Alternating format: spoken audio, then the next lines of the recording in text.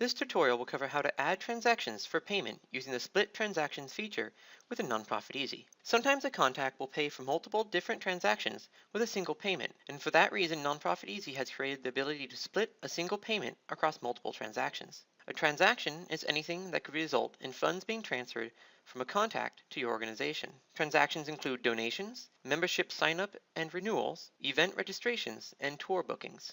To add a new transaction for a contact to be paid for in a single payment, click on the Add New Transaction button in the upper right area of the screen.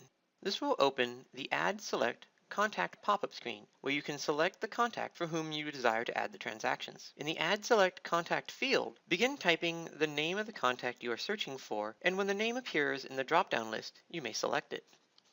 If the contact is a new contact, simply complete the name, and when you click out of the field, the Add Contact pop-up will appear. From here, you can specify the basic information for the contact, including whether it is an individual or organization contact. If you desire to add more extensive information about the contact, you may click on the Add Additional Information button to expand the pop-up. When you have completed filling in the contact's information, click on Save, and returning to the Add Select Contact screen, click Confirm to continue.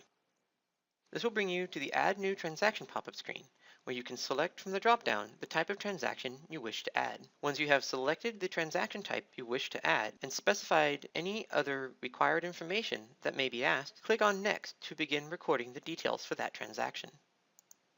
The resulting screen for adding the transaction you have selected will appear as normal. The only difference will be that no payment information will be asked for while adding these transactions. When you have finished recording the transaction's information, click on Save and Continue to be taken to the checkout screen for the contact.